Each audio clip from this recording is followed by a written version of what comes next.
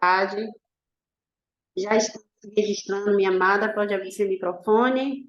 Esteja à vontade, né? Eu dou 30 minutos, mas quem conduz é o Espírito Santo de Deus, tá bom? Amém. A paz a todos. Muito feliz de estar aqui com Amém. Paz do vocês. Senhor Jesus. E Amém. espero que em meia hora eu possa fluir aqui.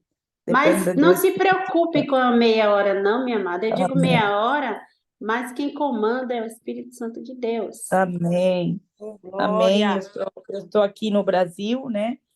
E eu moro aqui há 15 anos já.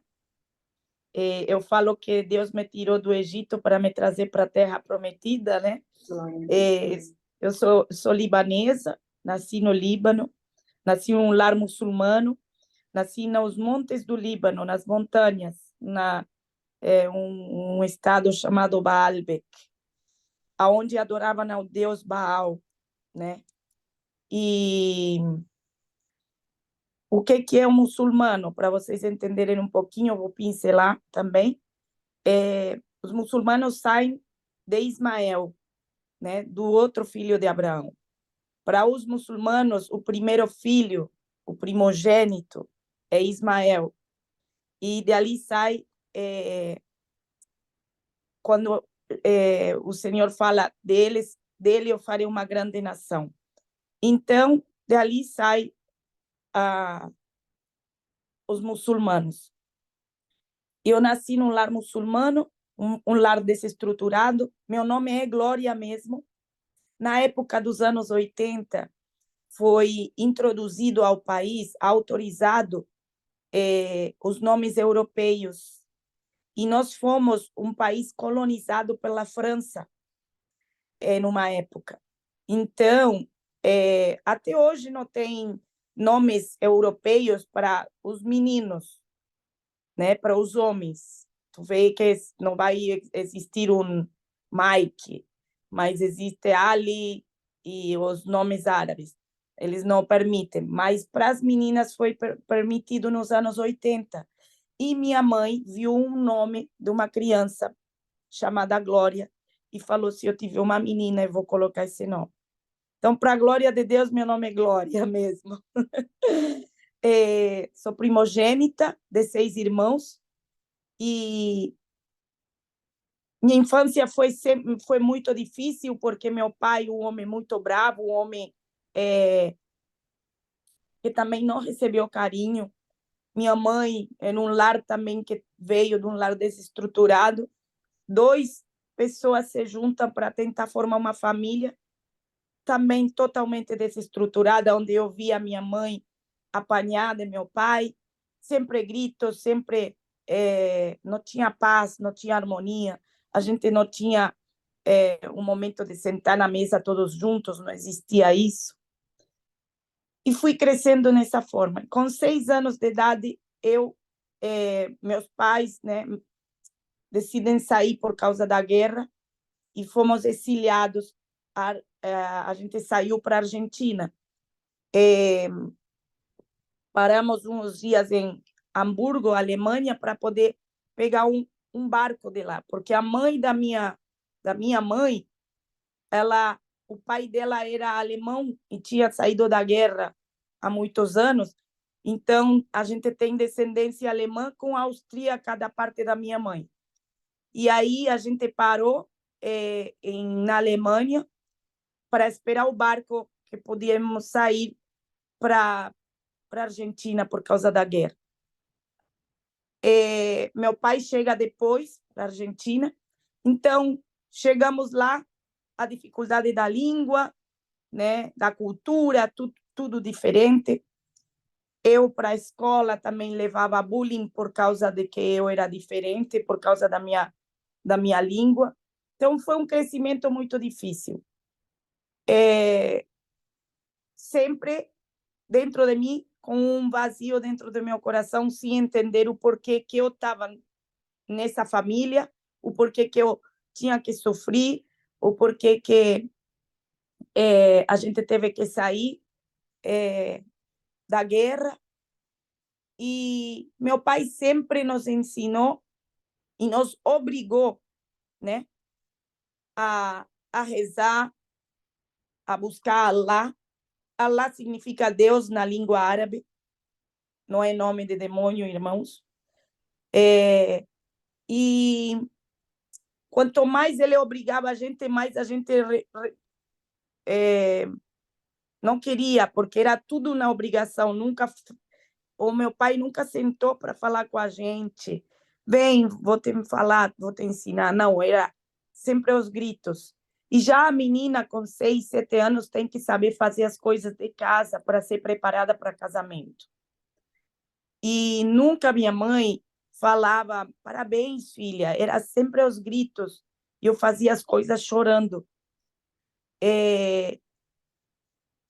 Aí, bom, meu pai me apresenta Alá, um Alá bravo, um Alá que castiga, um Alá que se você faz as coisas, ele vai te punir, se fazer as coisas erradas. Então, eu tinha medo de Alá. Mas ainda ver a imagem de meu pai como ele era, né? Então, Deus, para mim, Alá estava longe. Eu aqui e ele estava lá, longe. Com quase 11, 12 anos de idade, nós voltamos novamente para o Líbano, porque meu pai queria retornar para o Líbano, porque ele tinha saudades da família, queria voltar. Então, a gente, de novo, arruma tudo e volta para o Líbano novamente. E ali, de novo, começa as guerras, novamente bomba. E viver tudo isso, de novo, gerou mais um trauma, porque eu já tinha quase 12 anos. E continuava com aquele vazio no coração, mesmo fazendo as rezas e tudo que eu vinha falando. Quando meu pai vê que tudo isso estava piorando, porque a guerra, a gente não conseguia realmente morar lá dessa forma. A gente ia para a escola, a gente não sabia se íamos ver nossos pais novamente. E aí ele decide que a gente retorne novamente para a Argentina. Então, a gente volta novamente para a Argentina e eu pensei, pronto, eu saí da guerra. Até que um dia estava trovoando muito lá na Argentina e eu comecei a gritar desesperada, achando que era uma bomba que estava caindo. Então, por mais que eu tinha saído da guerra, mas a guerra ainda estava de mim, os traumas da guerra estavam dentro de mim. Sabe quando você ouve um trovoado que mexe o chão e treme tudo? É assim o sentimento de uma bomba que está caindo. Só para vocês terem uma noção do que é isso, porque às vezes a gente fala guerra, bomba, mas a gente não tem uma noção do que é isso, né? E aí, bom, terminei os estudos na Argentina. Eu vou contar um pedacinho de uma época da minha juventude. Meu pai tinha restaurante árabe na Argentina e ele soube que eu estava namorando. Eu comecei a namorar, meu primeiro namorado, eu estava terminando, eu estava estudando administração de empresas e ele soube. Aí falou para minha mãe, você não vai dar de comer para ela. E eu estava faltando 3 meses para poder me receber. Eu pensei, o que eu vou fazer? Porque dentro de mim eu não queria repetir de ano. Eu não tinha dinheiro para ir para pegar o metrô ou o ônibus. Só que no outro dia eu acordei, não tinha comido, meus pais não tinham me dado comida. E fui para a escola. Como? Peguei o ônibus, falei para o motorista, olha, não tenho dinheiro, mas eu preciso de ir para a escola. Aí o motorista falou, pode subir. No metrô, a mesma coisa. Eu comecei a ir para a escola, de graça. Só que eu comecei a ter muita fome. E eu lembro que meu pai tinha me ensinado sobre os anjos, né? Os muçulmanos acreditam muito nos anjos, na manifestação de anjos, porque no Alcorão existem muitas histórias dos anjos, né? Do anjo Gabriel e outros anjos ali. E Eu lembro que eu comecei a ir 2, 3 dias, mas minha barriga começou a fazer barulho. E eu estava com muita fome. Até que no quarto dia que estava descendo no metrô, eu desmaio de fome.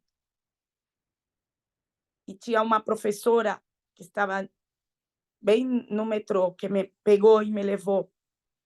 E aí eu contei o que eu estava vivendo. Eles começaram, meus colegas me dão o café da manhã, compravam um café da manhã na escola. Só que nessa época, era a época que mais achava dinheiro no chão.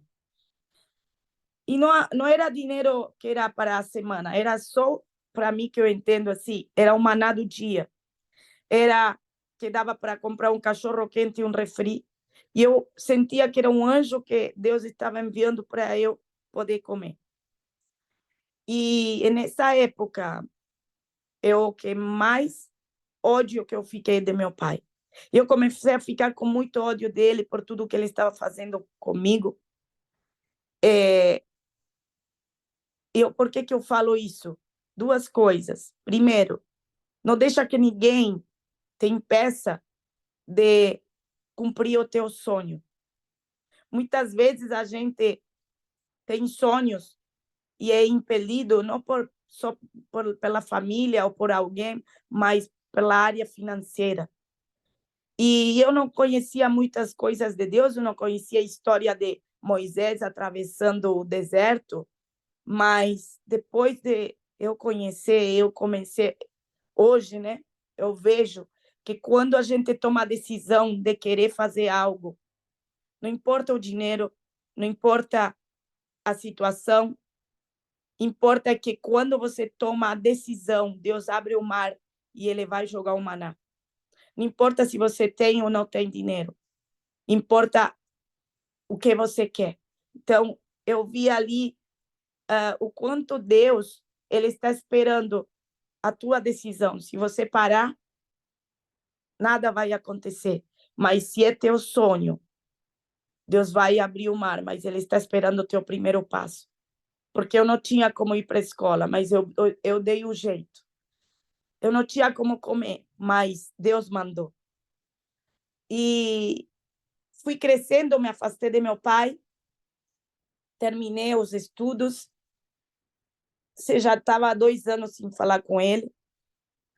Até que um dia, eu atendendo uma mulher, ela falou assim: Glória, eu preciso de uma pessoa, porque estou terminando minha tese de psicologia, e eu preciso de fazer o teste, as provas, e eu queria ver se você podia ser a minha paciente, né?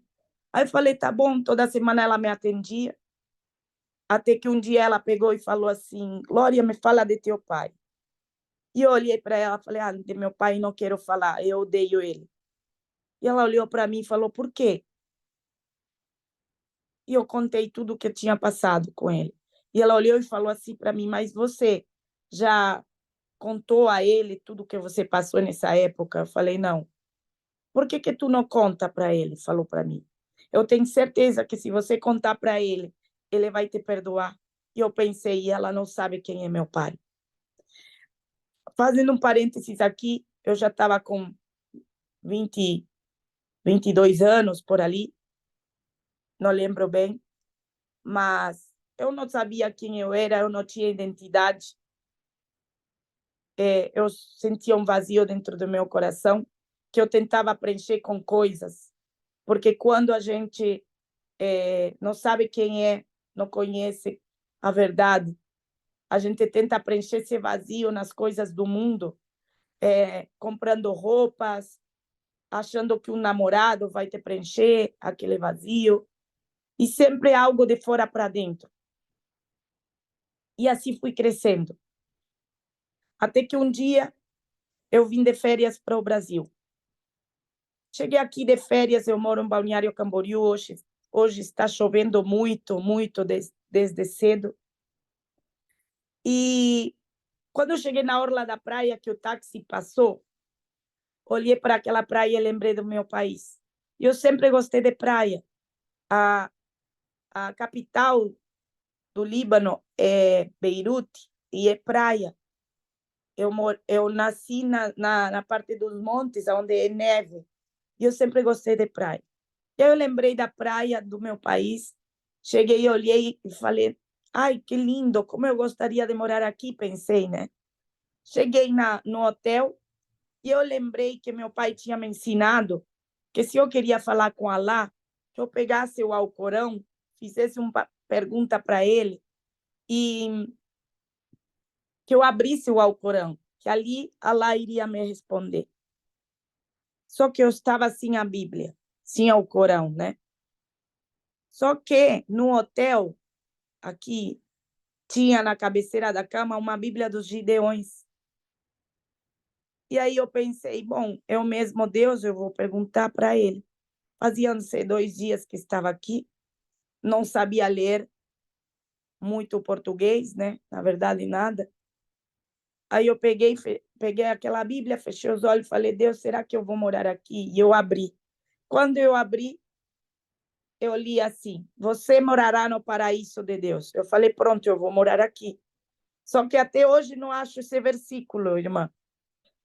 E eu fui embora, voltei para a Argentina com aquilo no meu coração. Eu vou morar aqui, sentia assim. Quando eu volto para lá, minha mãe, a mãe de minha mãe, que tinha vindo conosco da guerra também, ela ficou doente e fui cuidar ela no hospital. Aí no hospital, olhei para ela uma das noites e pensei, o que ela está pensando, né?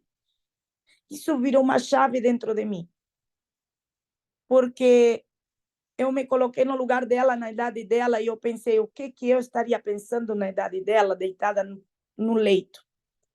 E eu pensei, por que eu não tentei isso? Por que eu não tentei aquilo? Aí pensei, eu não quero chegar nessa idade e pensar, por que eu não tentei? Eu quero chegar nessa idade e pensar, não deu certo, mas pelo menos tentei. E aquilo virou uma chave e falei, eu vou ir para o Brasil, porque eu não quero chegar nesse leito e pensar, por que eu não tentei? Eu quero pensar, não deu certo, mas pelo menos tentei. E para mim era muito fácil sair de um país para outro. Eu já tinha mudado mais de 30 vezes na minha vida desde a minha infância.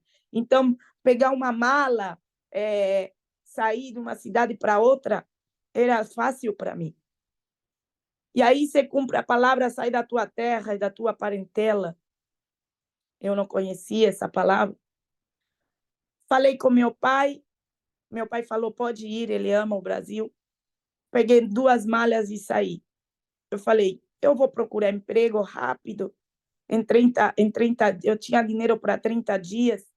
Eu pensei, em 30 dias eu vou procurar e vou achar rapidinho. Procurei um lugar para ficar e comecei a procurar emprego.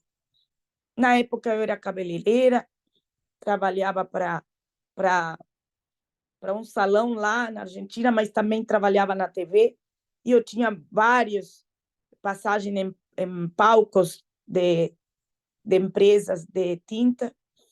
Então, eu tinha um status alto e eu queria trabalhar no melhor lugar. Não queria trabalhar em qualquer lugar. E eu comecei a fazer os testes, comecei a procurar um emprego no jornal e ninguém me tomava. Eu comecei a ficar preocupada, foram se passando os dias, já tinha visto um endereço no jornal que eu passei e era um salão bem pequenininho. E eu pensei, não quero trabalhar num lugar assim. Imagina, eu com tanto currículo, trabalhei para tanta coisa grande, eu que vou trabalhar nesse lugar. A minha arrogância, a minha soberba era grande também, né? A gente chega de um país para outro e achando que vai já entrar nas portas grandes, né? E não entrei naquele lugar, não quis entrar. E por várias vezes no jornal estava aquele endereço e eu falava, não vou. E eu sentia algo que me puxava para ir para lá. Eu continuei fazendo teste e nada, até que deu 25 dias, estava faltando pouco, já estava acabando o meu dinheiro e eu pensei, poxa, eu vou ter que falar, não deu certo, mas pelo menos tentei. Mas será que tentei de verdade? Aí aquele endereço de novo. Eu falei, eu vou lá. Que não tinha mais outra opção. Aquela opção foi a última opção que eu não queria. Cheguei naquele salão, entrei, uma senhorinha me atendeu, muito querida. Fiz o teste, aquela senhorinha me falou assim, pode começar amanhã. Eu pensei, 25 dias gastando dinheiro, eu já poderia ter começado a ganhar. Sabe, eu me vejo ali como a história do povo no deserto. 40 anos andando em círculo. Deus tentando fazer com que o povo chegasse à terra prometida, mas a soberba, a arrogância, um monte de coisa do povo não deixou e demorou 40 anos. Eu demorei 25 dias, irmã. Mas tem muitas vezes que Deus quer fazer algo com a gente, nos levar para um caminho e nós continuamos errando porque queremos ir por outro. E aí a gente começa a andar em círculo e não deixamos Deus fazer o que Ele quer. Quer nos quebrar, quer, né? Eu estava falando sobre meu pai, eu não contei a parte do perdão, né? Eu pulei essa parte. Quando meu pai, voltando à história do meu pai, eu estava com muito ódio do meu pai e aquela psicóloga me falou para mim pedir perdão, contar para meu pai, né, o que eu tinha vivido. E 15 dias depois que essa mulher me falou sobre isso, meu pai ficou doente e ele me chamou para jantar na casa dele. E eu fui só porque aquela mulher falou isso para mim. Sentei na mesa dele e contei tudo o que estava vivendo. O que tinha feito meu pai na época que ele falou e me proibiu de comer. E ele sentou na minha frente, me pediu perdão, chorou e me abraçou.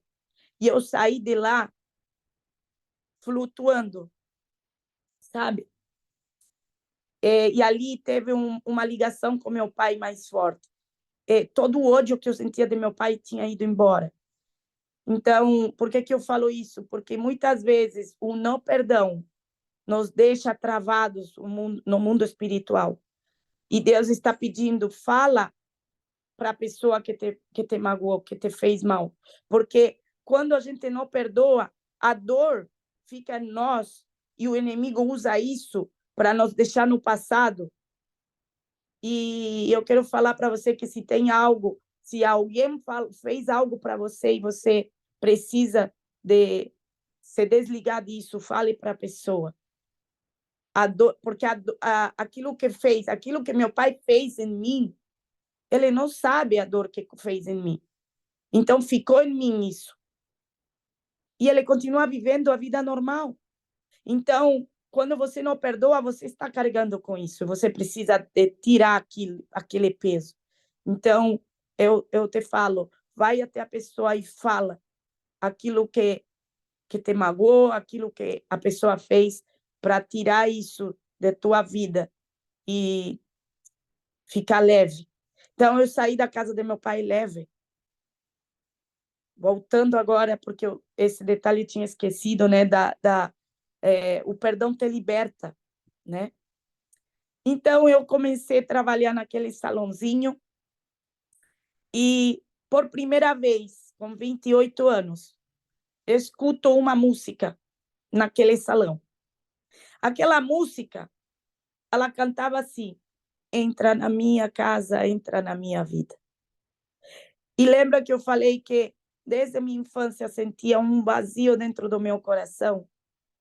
Aquele vazio tinha se enchido. Eu queria chorar, eu não sabia o que estava sentindo, eu não sabia o que era isso. Para mim era uma música. E parecia que estava flutuando, eu não sabia expressar com palavras o que eu estava sentindo, o que eu nunca tinha sentido. E aquilo começou a me encher meu coração. Eu descobri que era adoração para Deus. Com 28 anos aqui no Brasil, eu descobri que eu podia adorar a Deus.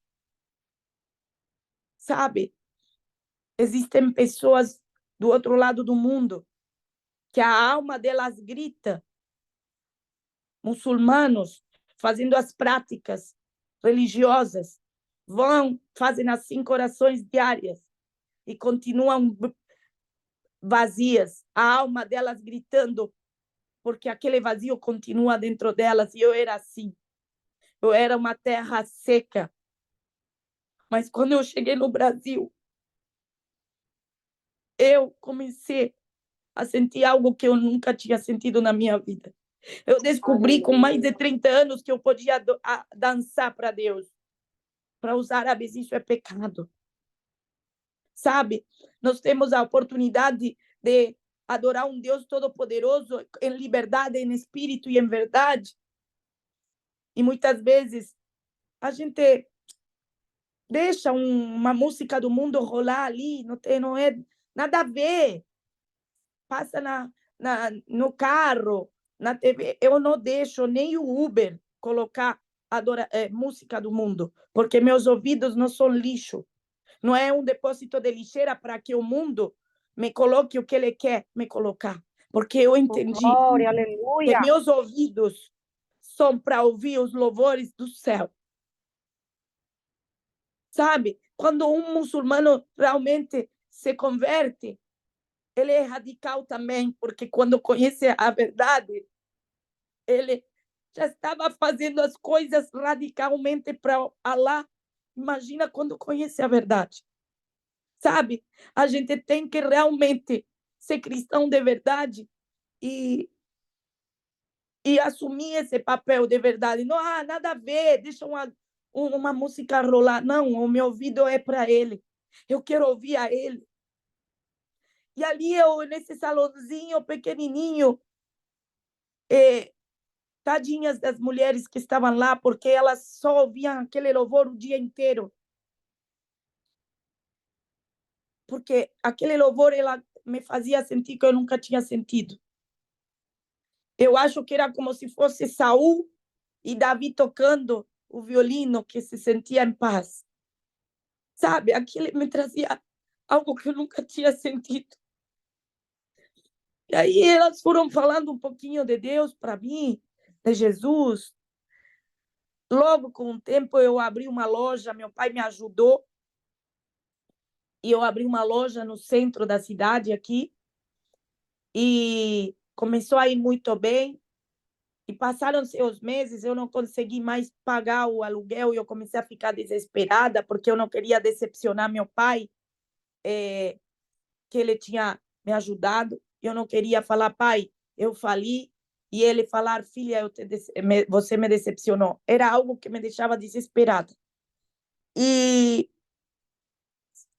durante esse tempo, pessoas entravam na loja e falavam para mim sobre Deus, sobre Jesus. Até que um dia uma pessoa falou assim, eu vou te levar na minha igreja. Eu já estava devendo uns 4 meses de aluguel da sala. E ela me levou, foi me buscar, me levou na igreja dela. E na igreja eu tinha que entrar e colocar um véu na cabeça para entrar. E eu pensei, uau, como na mesquita. Mas, irmãos, eu quero que vocês entendam que Deus trabalha da forma que Ele precisa para quebrar nossa religiosidade, para abrir nossos olhos, para rasgar o véu, né? De tantos anos de religião e achando que um véu na cabeça era como na mesquita. Eu tinha que entrar com um véu para entrar na mesquita.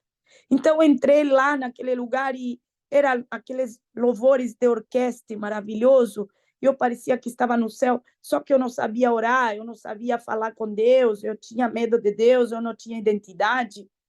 E eu ia e falava, Deus me ajuda, Deus me ajuda, Deus me ajuda.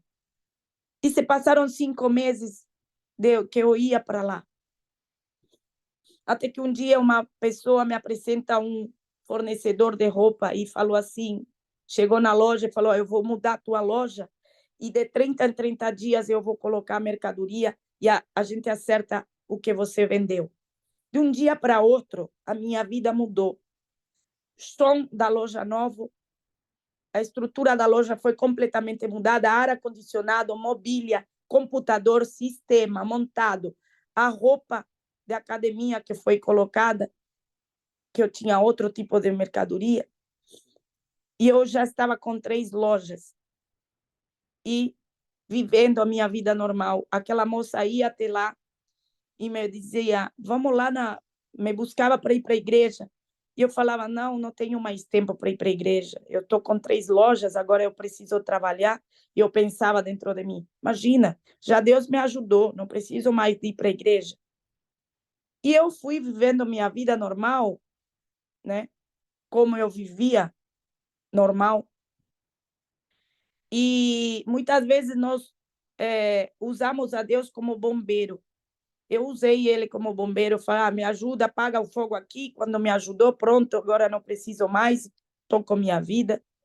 Eu não conhecia Deus, né? Como eu já ouvi eu ouvi falar. E fui vivendo a minha vida até que um dia conheci uma pessoa que era mais velha do que eu, como eu era carente de tudo, sozinha aqui no Brasil, aquele homem era como se fosse um pai também, era carente disso, da imagem paterna, porque nunca tinha tido. E uma mulher, quando tem o crescimento, não tem identidade firmada do pai, a gente procura isso, às vezes, em uma pessoa, num homem, né? E eu era um pouco também inocente, assim, nas coisas. Eu confiava muito nas pessoas. E aquela pessoa começou a se aproximar, falar comigo. E ele falava assim, eu posso te ajudar a você vender a tua mercadoria em atacado, em grande quantidade. E aí eu comecei a ver que a possibilidade era boa. E eu comecei a fechar as lojas e comecei a vender em atacado. E às vezes essa pessoa, ele levava a minha mercadoria e entregava em outras cidades e trazia o dinheiro, às vezes, né? E assim foi indo, até que se passou um tempo, um ano e pouco, e eu fiz uma entrega de um pedido bem grande, e ele levou esse pedido. E essa pessoa nunca mais apareceu, sumiu com toda a mercadoria. Eu tinha enchido um furgão, só para vocês terem uma ideia. Quando aconteceu isso, eu entrei em depressão, porque eu estava sozinha, as minhas emoções já estavam destruídas. Eu comecei a ouvir vozes que falavam: se suicida, você não vale nada, você não é ninguém, nem teus pais ligam para você. E eu, sem identidade, comecei a acreditar nisso. Eu entrei em uma depressão tão profunda que eu só respirava e já doía. A dor é tão grande de uma depressão que eu não desejo para ninguém, não dá nem para expressar com palavras o sentimento. Você quer tirar essa dor e você não sabe como tirar. E não tinha nada que conseguisse tirar essa dor. E aquelas vozes, eu comecei a acreditar nessas vozes e falava, é verdade, melhor coisa é tirar a minha vida. E eu comecei a pensar como fazer isso, porque pensa, eu estava terminando de pagar minha casa, eu estava com contas no banco, eu tinha que pagar fornecedores, estava tudo destruído. Como de um dia para outro foi que mudou a minha vida, de um dia para outro saiu tudo, perdi tudo. Foi assim. Eu estava na lama, eu estava na escuridão, eu estava num poço sem saída, até que uma noite, depois de vários meses chorando e sem saber o que mais fazer, levantei da cama para me tirar minha vida. E eu falei assim, Deus, eu não quero mais morar aqui, eu quero ir embora com você. As pessoas são má, eu não quero estar aqui. Levantei para me enforcar, minha casa é de 2 andares, para pegar o lençol, e enquanto eu estava preparando tudo, meu celular tocou. Era 9 e pouco da noite. Quando meu celular toca, eu olho a ligação, era um casal cristão, eram meus fornecedores na época, de uma cidade a 40 minutos daqui. Eu olhei a ligação e falei, não vou atender, vou continuar a fazer o que eu ia fazer. Só que o celular continuou tocando e eu olhei e falei, bom, pensei, eles são os últimos a ouvir a minha voz. E vou atender e vou continuar a fazer o que ia fazer. Aí, eu peguei o celular, arrumei minha voz, falei, oi, Glorinha, tudo bem? Tudo. Você ligou para nós? Falei, não. Tem alguém com você? Eu falei, não. Eu no escuro e achando estranho tanta pergunta, porque eu queria desligar. Aí eu falei, não, mas não tem um homem aí com você? Eu falei, não, Sheila, o que aconteceu? Eu estou sozinha, eu só queria desligar. Aí ela falou assim, um homem chamado Ângelo acabou de me ligar agora de teu número de telefone. E quando ela disse Ângelo, eu caí no chão de joelho e comecei a chorar. E eu falei, eu ia me suicidar agora. Eles vieram de brusque para me socorrer, eu estava em choque, tentando entender o que estava acontecendo. Sabe, quando a gente cai em si e fala, Deus, tem tanta gente que está se suicidando e o Senhor me salvou. Aquele espírito de morte, nesse mesmo instante, saiu da minha vida. Eu nunca mais tive vontade de me suicidar. Eles vieram para me socorrer, eu vi a ligação do meu celular, não tinha nenhuma ligação de saída, mas no celular deles tinha ligação entrante, como que eu tinha ligado para eles, registrado o meu número. Eu vi a ligação, 18 segundos falou com esse tal de Ângelo. Ela disse que quando atendeu, falou, oi, Glorinha, tudo bem? Porque era meu número. Do outro lado, uma voz suave de um homem que transmitia paz falou, não, aqui não é a Glória, é o Ângelo que está falando. E ela disse que, sem entender, falou, então desculpa, mas foi ele que tinha ligado para ela. E ele falou, não foi nada. Tchau, tchau, desligou. E ela, sem entender, pegou e retornou a ligação, porque era meu número. E na hora que eu ia me suicidar. Sabe, ali eu entendi que tinha algo a fazer. Eu entendi que tinha um propósito, um chamado. Algo não era possível. Eu entendi que eu não podia gastar mais minha vida com as coisas do mundo. Eu sabia que ali mesmo a glória morreu para uma glória nova nascer de novo. E entregar minha vida para Jesus, porque eles me levaram para um encontro com Deus, para um retiro.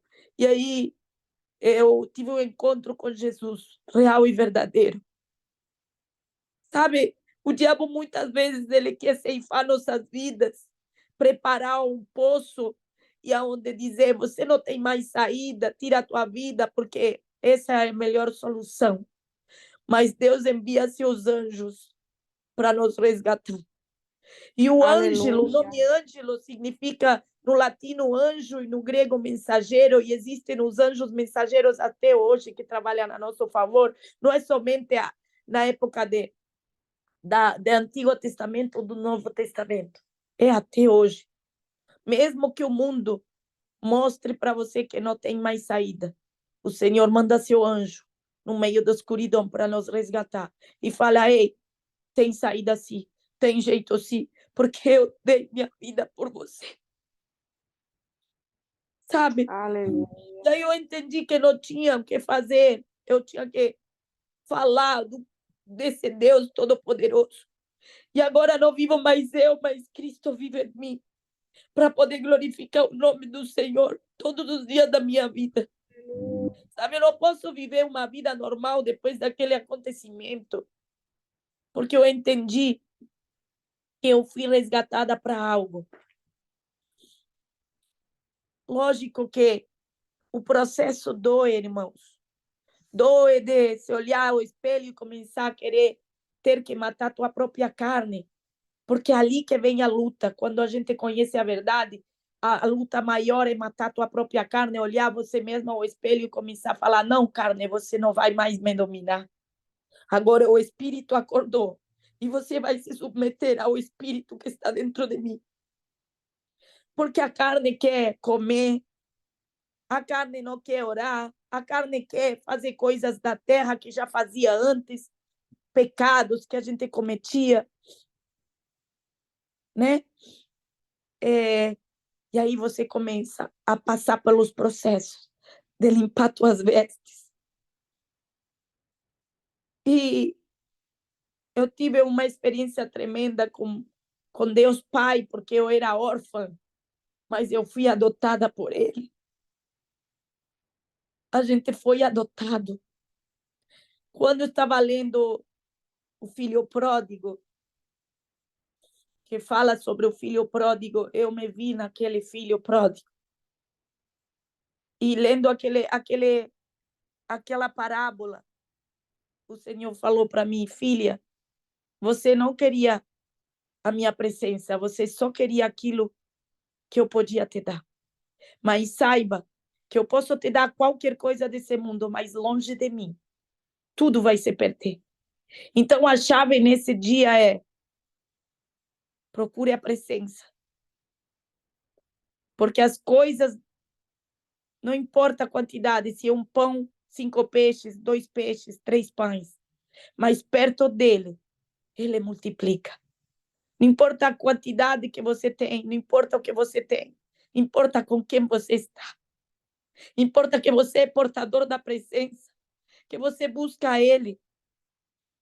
E todas as coisas são acrescentadas quando nós temos a presença.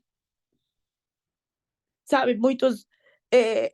logo depois eu tive que lutar com minha depressão, que não é mais minha, lógico. Isso faz 10 anos já, da ligação do Ângelo.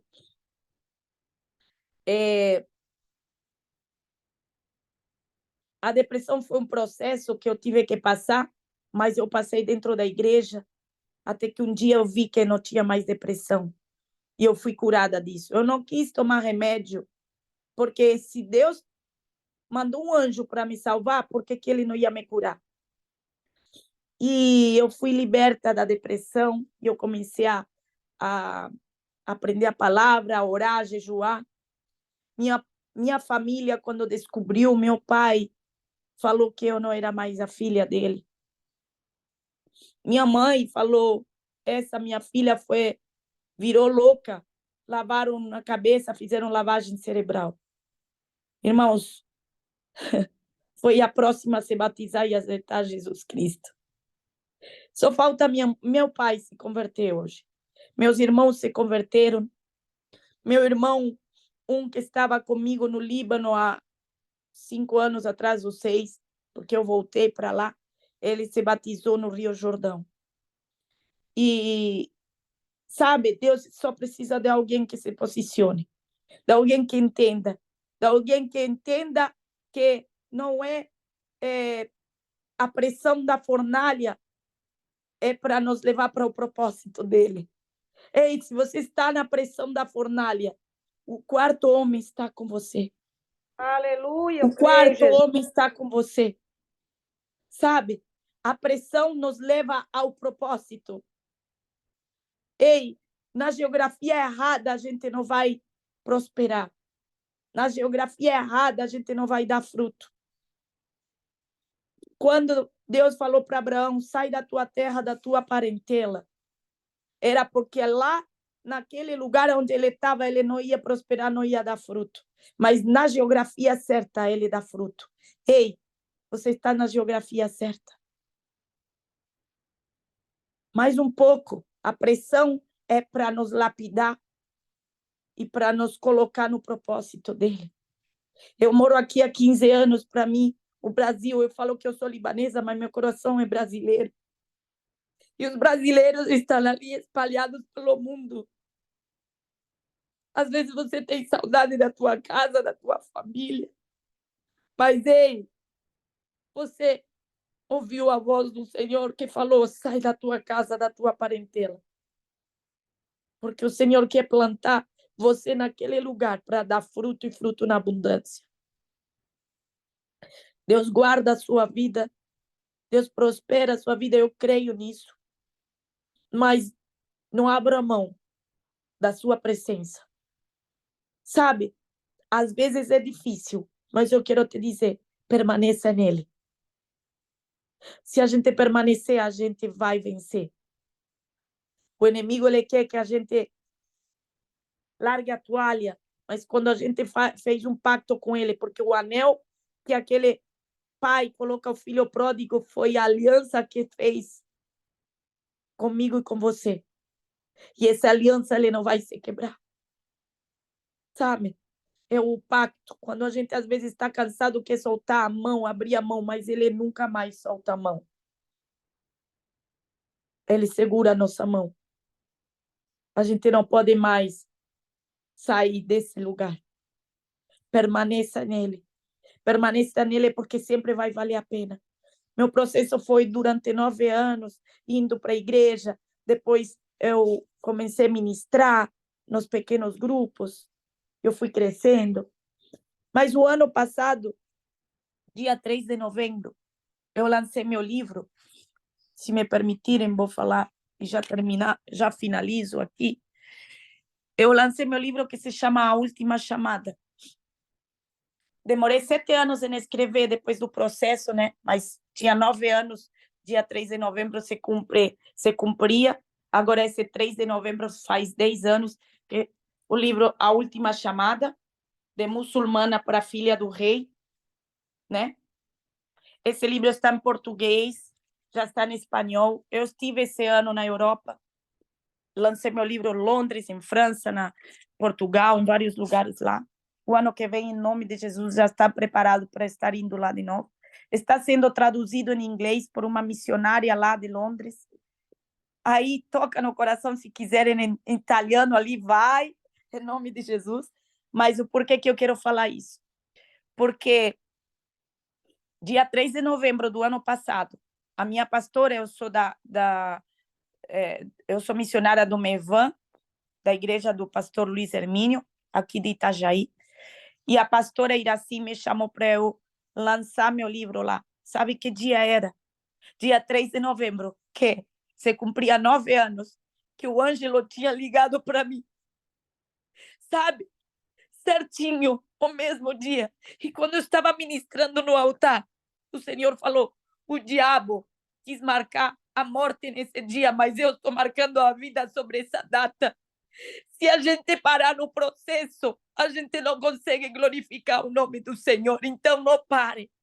Você precisa continuar. Está doendo. Eu demorei 9 anos para sair do caçulo. A borboleta, né? A lagarta vira borboleta.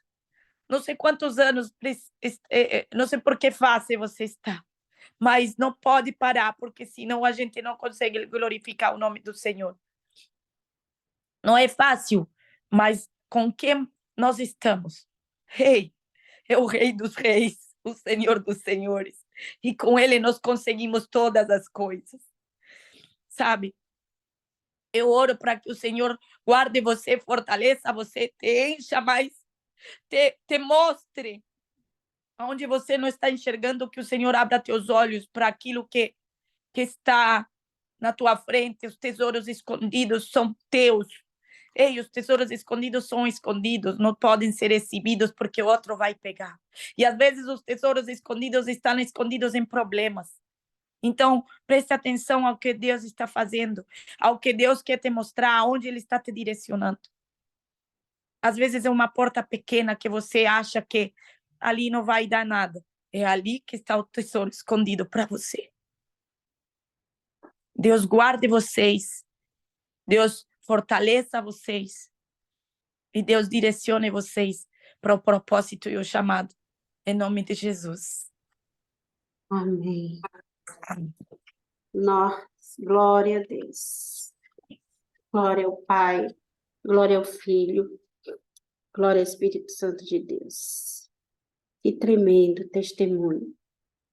Amém? Eu tô assim, eu tô falando assim porque eu tô com a voz embargada. E a gente tem que se segurar. né? Uhum. E já no finalzinho da sua ministração, do teu testemunho, você falou algo assim: sente saudade, se Deus te tirou, sente saudade de casa.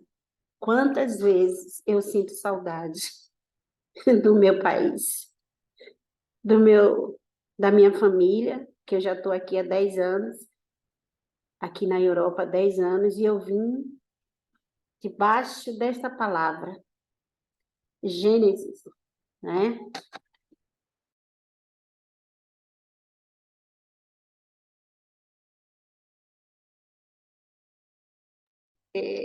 Gênesis 12, do 1 ao 5, eu vim embaixo dessa palavra. E quando você disse assim, saudade de casa, quantas vezes eu tenho saudade da minha casa? 10 anos sem ver a minha família, a minha parentela. Mas, como você mesmo disse, os brasileiros estão espalhados nesse universo, sim. Porque Deus, ele viu graça sobre nós. E ele viu um povo que poderia contar. E ele disse, ali está minha filha, a Rita. Sai, larga tudo. Larga a faculdade, larga a profissão, larga tudo e vai para uma terra que eu te mostrarei. E eu obedeci o chamado que a mim foi destinado. E da mesma forma, Glória, Sionara, com você, porque Deus sabia que um dia você estaria ali, no Brasil, aí, levando a palavra, levando a semente, falando desse Deus que cura, que transforma, que liberta, que restaura, que dá vida, porque o inimigo queria tirar a sua vida com uma corda. Mas Jesus disse, tem vida ali, e eu preciso dela, eu tenho controle. E é assim que Deus faz. Ele usa quem Ele quer, na hora que Ele quer. Não tem impedimento. O telefone toca. Alguém me chamou? Não. Foi Jesus, o Todo-Poderoso, o que te dá a vida, que nos deu a vida. E Ele tinha um projeto na tua vida. Aleluia! E Ele sabia que você tinha que pegar essa identidade de filha, porque Ele é o Pai. Ainda que um pai ou uma mãe abandone. Eu, Jesus, Deus, jamais o abandonarei. E aqui estamos nós, aqui está você. Já estava marcado na agenda dos céus, esse momento de testemunho, né? Falando dos feitos do Senhor na tua vida e nos edificando com esse pão quentinho da padaria celestial e essa água da fonte da vida, que esse rio que transborda dentro de você não secará até a volta do Rei Jesus. Amém? Muito obrigada, minha amada. E acima de tudo, o perdão, né? O perdão é muito importante, porque está escrito lá em Efésios 4:32. Sejam bondosos e compassivos uns para com os outros, perdoando-se mutuamente, assim como Deus perdoou vocês em Cristo. Mas afinal, o que é o perdão? Perdoar é permitir que a pessoa se aproxime. Efésios 2:13. Perdoar é uma união de arrependimento e o sacrifício. Só há perdão se uma das partes estiver de fato arrependida. Você saiu dali cheia de graça, porque de fato seu pai se arrependeu do que ele tinha feito a você, né? O perdão é uma oportunidade de se libertar de amarras negativas do passado e seguir adiante. Quando nós perdoamos, quando nós liberamos perdão, nós conseguimos andar. É a mesma coisa de você colocar gasolina no carro. Você, né? Se levanta, o carro começa a se movimentar. Sendo assim, perdoar é uma ação libertadora, porque quando a gente libera o perdão, que a gente perdoa, a gente se liberta das amarras, né? É uma ação libertadora que simboliza a inteligência e permite o amadurecimento de uma pessoa.